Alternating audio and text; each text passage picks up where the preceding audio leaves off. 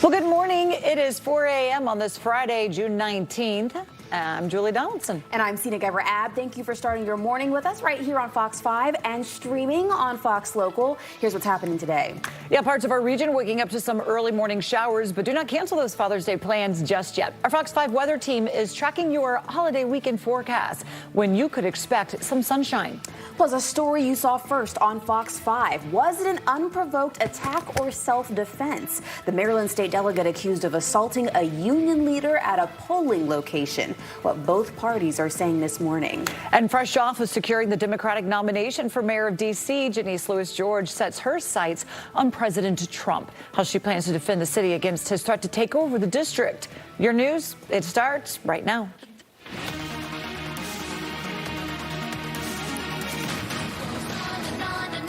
And welcome on in. We are in the middle of June. It's Juneteenth as well, so a holiday for many people that are going to be waking up today. Caesar is with us, and yes. Sina, like it seems like it's kind of like it was a little wet this morning coming out. It was. Yeah. I was nervous because I did not bring a rain jacket, and I thought, gosh, not my hair, but it was dry when I stepped out of the car. So Right. at least there was well, that. so that's the good part, right? So we're only seeing a few showers right now, and for the most part, by the time we're leaving here and we're heading home, or hey, if you're going out to go watch any of the games, right? Later on today, especially with the U.S.-Australia game at 3 p.m.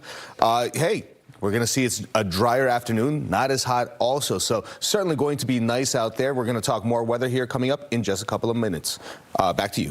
All right, thanks, Caesar. Let's check in our top stories this morning. A Maryland state delegate is accused of assaulting a local union leader outside of an early voting site in Montgomery County. The heated exchange between state delegate Gabe Asvero and union president Gino Rene happened in Gaithersburg. Asvero said that he acted in self-defense, but Rene says that he was simply intervening to calm a dispute between Asvero and a staff member when he claims that Asvero became aggressive. Our Melanie Alnwick will have more in a live report coming up in the next half hour.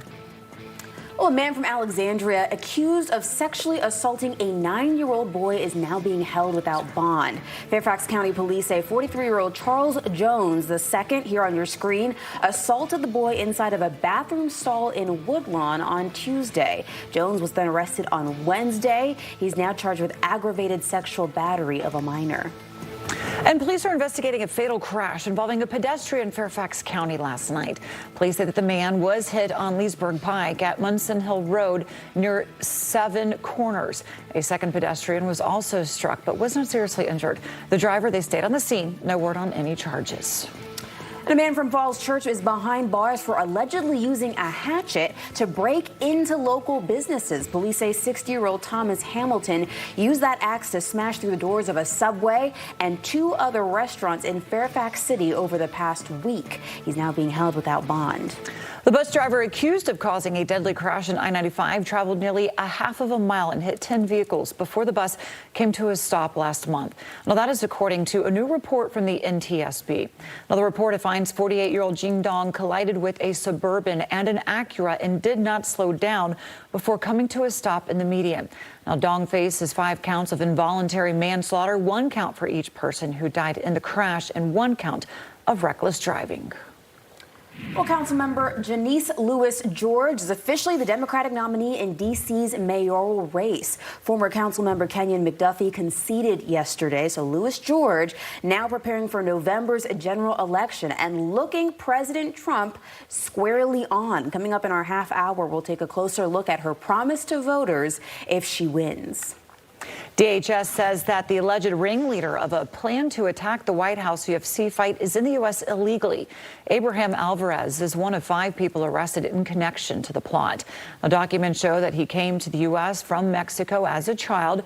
Now, his visa expired in 2001, but he received deportation relief through DACA in 2014.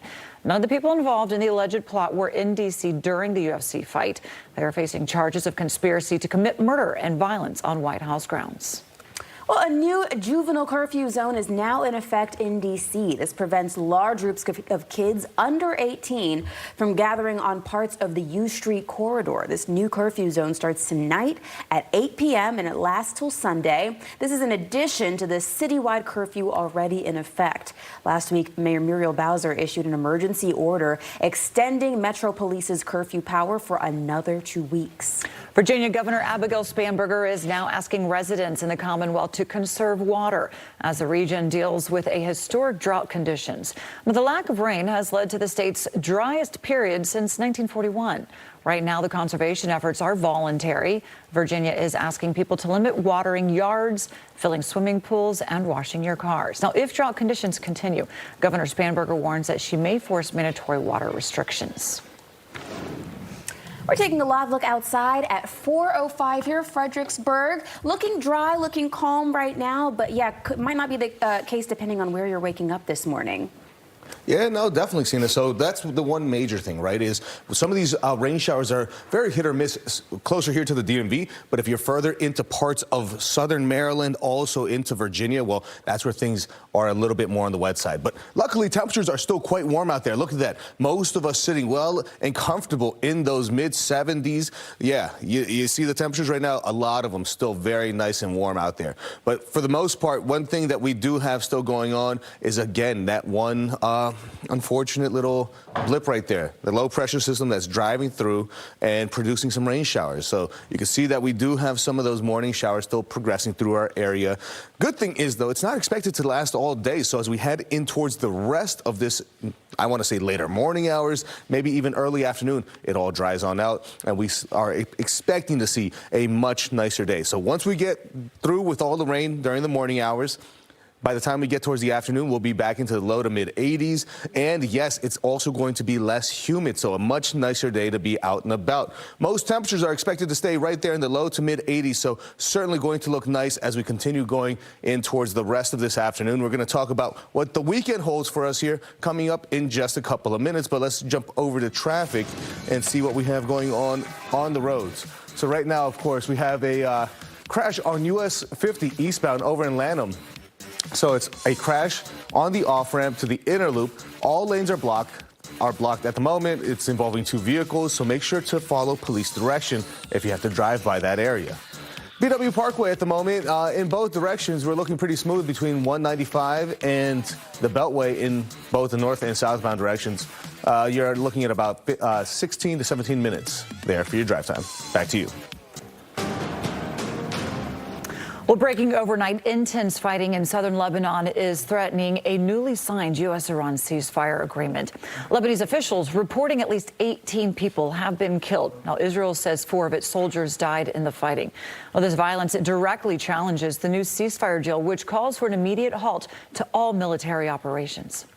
Meanwhile, the heavy combat forcing Vice President J.D. Vance to cancel his plans to travel to Switzerland today for a high-stakes trip involving nuclear talks. This comes as the U.S. officially lifts its naval blockade in the Strait of Hormuz, dropping oil and gas prices just in time for the Father's Day weekend. But there is still bipartisan pushback to President Trump's peace agreement with Iran, even after Iran agreed to destroy its enriched uranium.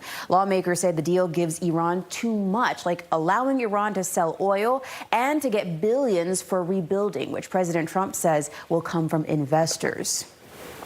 Meanwhile, 3 more people are dead after another round of U.S. airstrikes against suspected drug smugglers in the Eastern Pacific. Military officials say its Joint Task Force Southern Spear targeted a vessel it claims was operated by terrorists. The task force released this unclassified video of that attack. 3 men were killed in this strike. The U.S. says the boat was on a known drug trafficking route during this strike. Ukrainian President Vladimir Zelensky in Brussels meeting with European Union leaders ahead of a critical summit on Ukraine's years-long path to join the EU. Now, this comes as Ukrainian drones struck a major Moscow oil refinery yesterday. Zelensky, he calls the massive barrage a justified response to recent Russian attacks. The exhibits here focus not just on policies, but on the shared values that make democracy possible. belief in the intrinsic dignity and worth of all people, and that no one is above the law or beneath its protection. Well, the biggest names in entertainment and politics all turned out for the opening of the Obama Presidential Center in Chicago yesterday. The guest list included Oprah, Stevie Wonder, Bruce Springsteen, Christina Aguilera, just to name a few, plus former U.S. Presidents Joe Biden, George W. Bush, Bill Clinton, and former Vice President Kamala Harris. The center includes a museum, a public library, an athletic center, and a playground. It was all privately funded and cost about $850 million. Turning now to the FIFA World Cup and some great news for Team USA. The team's manager says that captain Christian Pulisic is good to go for today's match against Australia. Pulisic injured his calf during the team's closed training session last week, and then, well, he took another hit in the same place during the first half of the team's opening match against Paraguay on Friday last week. Now, the U.S. is coming off of a 4-1 win over Paraguay. Australia also won their first matchup against Turkey. Now, you can watch the two teams face off right here on Fox 5, and that's going to start at 3 p.m. Now, on the other side of the break, we are going to yesterday's New York Knicks parade in New York City. And just a reminder, today is another Zip Trip Friday. We will be in Annapolis, or more so Steve, Tucker, and Annie Mae will be out in Annapolis near the Eastport Yacht Club on 1st Street. They'll be out there starting at 7:45 this morning, so make sure you stop by and say hi.